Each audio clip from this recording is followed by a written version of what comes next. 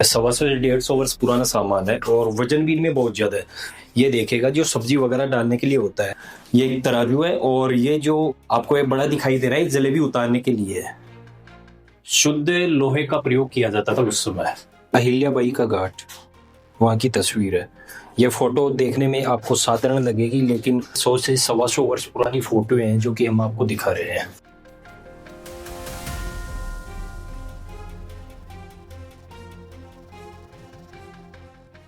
ये बड़ी चलनी हो गई, उसी समय की है। लैंप है दोस्तों उस समय का।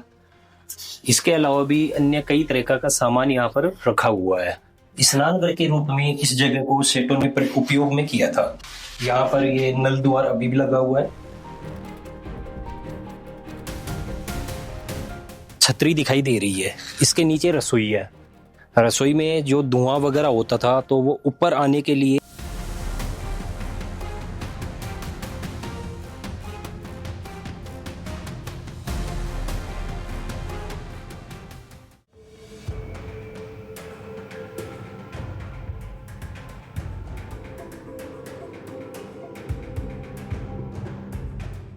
एक और कक्ष आ गया। इस कक्ष में पट्टी पर हमें ये जो बहुत सारा पुराना सामान देखने को मिला है जो कि हलवाई लोग प्रयोग में करते हैं। ये सेठों के समय का ही सामान है। लगभग 100 से 150 वर्ष पुराना सामान है और वजन भी इनमें बहुत ज्यादा है। ये देखेगा जो सब्जी वगैरह डालने के लिए होता है। आज के समय में तो ये बहुत मतलब इसकी आधे साइज के ही होते हैं, लेकिन उस समय इतने बड़े बड़े ये जो बर्तन है ये प्रयोग में करते थे। ये सब्जी डालने के लिए हो गया, हलवाई के सामान है ये सब। और एक ये बड़ी चलनी हो गई, उसी समय की है।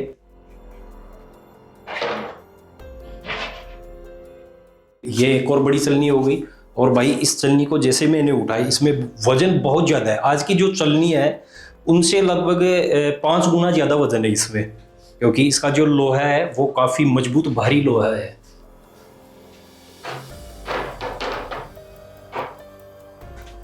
हालांकि मैं इसको पूरे को उतार के दिखा सकता हूं, लेकिन इसमें वजन बहुत ही ज्यादा है। इसमें एक तराजू हमें देखने को मिला है।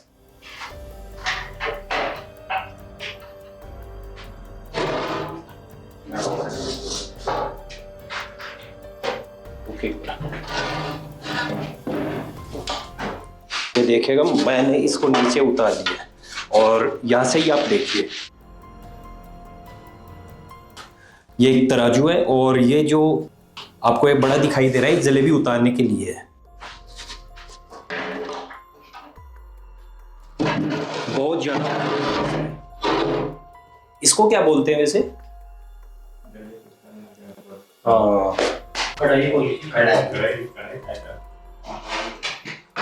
भाई ये जलेबी उतारने की जो कढ़ाई, इसमें बहुत ही ज्यादा वजन है, क्योंकि उस समय जो भी बर्तन वगैरह बनाए जाते थे वो काफी भारी होते थे।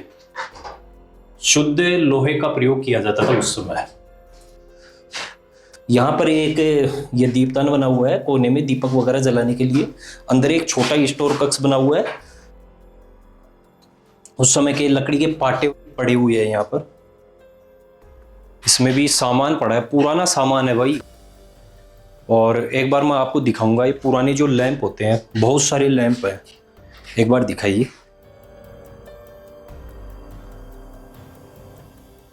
ये जो आपको दिखाई दे रहे हैं ये डेकोरेशन में काम आने वाले सामान है। ये देखिए,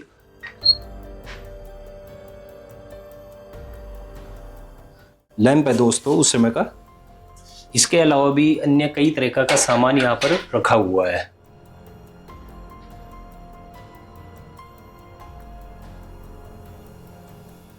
ये लाइटिंग का सामान है जो रोशनी करने के लिए इनमें कुछ लगाया जाता था।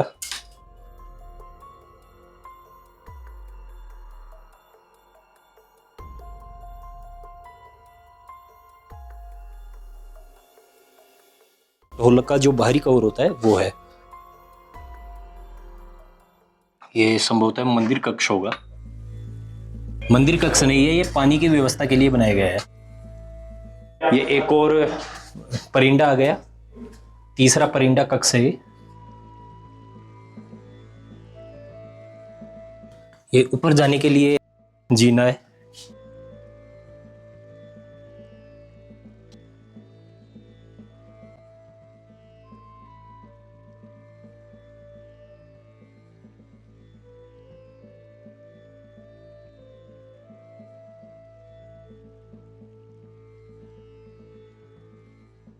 दोस्तों, कोलवाल हवेली का जो निचला हिस्सा था, यहाँ पर बहुत सारे कक्ष बंद भी पड़े हैं।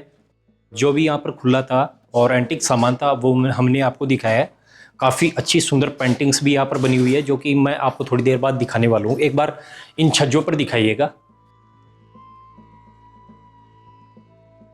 छोटे छोटे कलश आपको दिखाई देंगे, कलश हैं, और इनके बीच में फिलहाल अभी कुछ बल्ब लगे हुए हैं। पहले इनमें लालटेन लगाई जाती थी।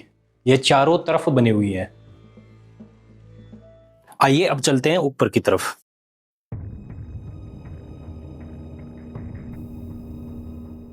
इधर की तरफ भी कुछ निर्माण बना हुआ है। ओह वाह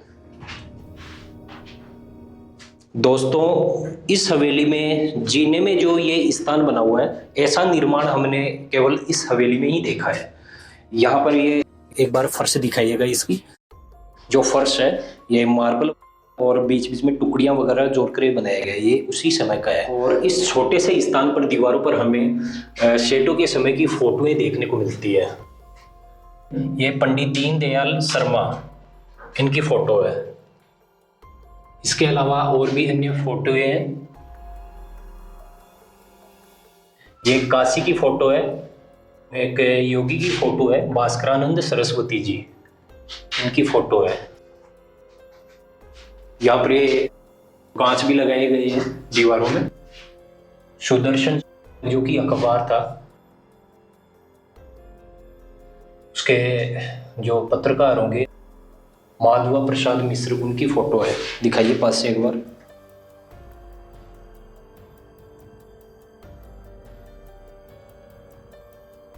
ये एक छोटी सी खिड़की है, बिल्कुल छोटी है। बाहर की तरफ पूरा नज़ारा दिखता है। इतनी छोटी खिड़की है, लेकिन इसका उपयोग देखिएगा। बंद करते ही पूरा अंधेरा हो गया इस जगह। ये देखो, दीपक वगैरह जलाने के लिए ये निर्माण बनाया गया है और इस पर पेंटिंग भी बनाई गई है। क्या है? इधर की तरफ नहाने के लिए स्थान बना हुआ है। स्नान घर के रूप में इस जगह को सेठों ने उपयोग में किया था। यहाँ पर ये नल द्वार अभी भी लगा हुआ है, नीचे जाली लगी हुई है।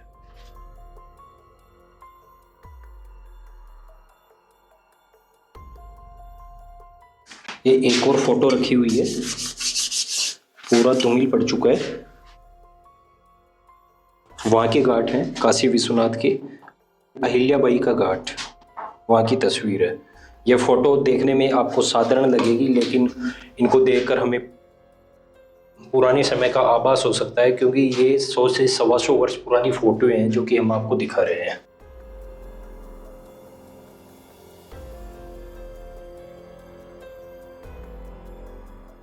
नाल में भी यहाँ पर सेठों ने कितना अच्छा कार्य करवाया है। पूरा चिकनी पॉलिश है यहाँ पर भी।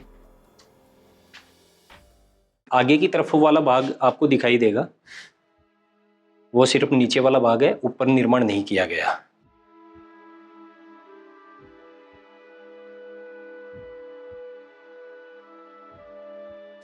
ये एक रूम बना हुआ है जो कि फिलहाल भी बंद पड़ा है। बंद पड़े हैं ये रूम।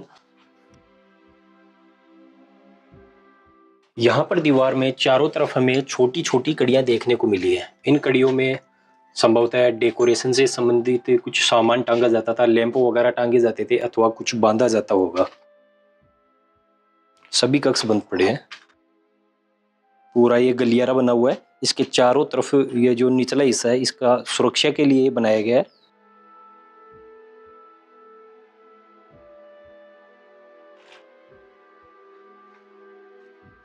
ऊपर के लिए जाने के लिए एक और नाल आ गई। एक बार मैं आपको दिखा देता हूं।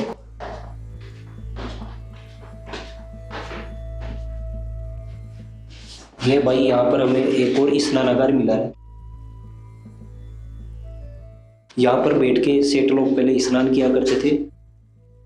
ये जो पॉइंट आपको दिखाई दे रहा है, इससे पानी निकास हो जाता था। इस कक्ष में जो कि स्नानागार है, ये यहाँ पर लगा हुआ है, जिस पर कुछ भी सामान वगैरह रखा जाता था। पहले जैसे मुल्तानी मिट्टी अथवा और भी अन्य तरह की प्राकृतिक चीजें होती थी, उनसे ही वो स्नान करते थे। छत पर ये एक और छोटा निर्माण बना हुआ है। हमें ये देखने को मिलते हैं, ये पाए बने हुए हैं। हवेली की जो सुरक्षा दृष्टि के लिए आगे अथवा पीछे जो दीवारें बनाई जाती है उनमें सुंदरता की दृष्टि से लगाए जाते हैं, वो चीज़ है ये देखिएगा, ये जो आपको ये छतरी दिखाई दे रही है इसके नीचे रसोई है।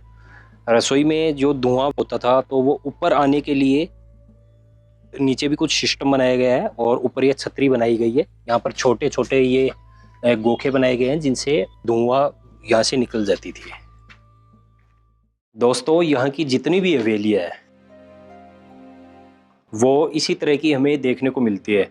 उनका जो वास्तु है, स्थापत्य कला है, वो इसी तरह का होता है। बीच में आंगन होता है, आंगन जो है ऊपर से खुला होता है।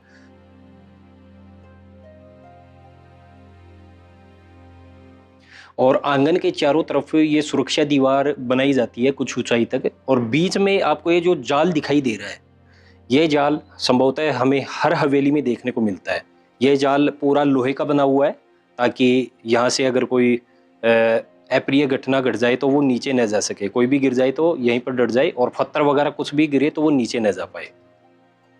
हवेली के प्रांगण में भी बहुत शानदार फ्रेस्को पेंटिंग बनी हुई है। ऊपर की तरफ हम आपको दिखाते हैं, यह जो दृश्य बना हुआ है, ये हाथी और जो मगर की जो लड़ाई होती है। हाथी जब तालाब में, सरोवर में पानी पीने के लिए जाता है तो मगर उसको पकड़ लेता है। तो काफ़ी वर्षों तक इनका युद्ध चलता है, और फिर हाथी ने भगवान विष्णु की आराधना की थी, तब विष्णु भगवान ने हाथी के प्राण बचाए थे, उसकी चित्रकारी है। ये जब बाल कृष्ण थे उनको देखने के लिए शंकर भगवान आते हैं, उस समय का दृश्य है।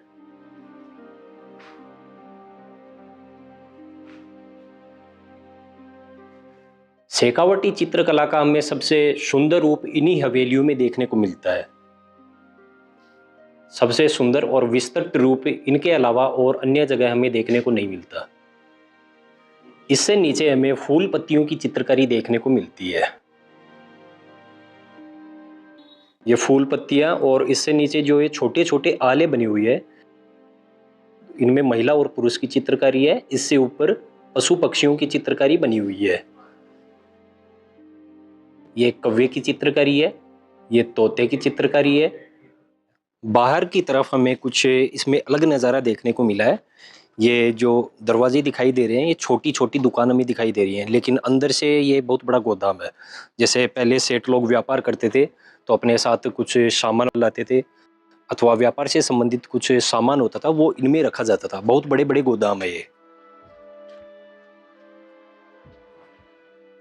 दोस्तों, ये हो गई हेमराज कुलवाल द्वारा बनवाई गई हवेली, जो कि शेखावटी की एक शान है। यह 150 वर्ष पुरानी हवेली हमने आपको दिखाई, बहुत सारा पुराना एंटीक सामान दिखाया। इसके अलावा यहाँ पर बहुत सुंदर चित्रकारी बनी हुई है, जिसमें कृष्ण लीला, रामलीला का भव्य चित्रांकन किया गया है।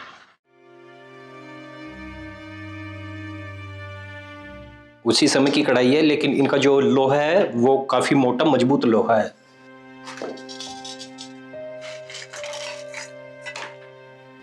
ये उसी समय के हो गए जो कि पकवान बनाने के काम में आते हैं ये।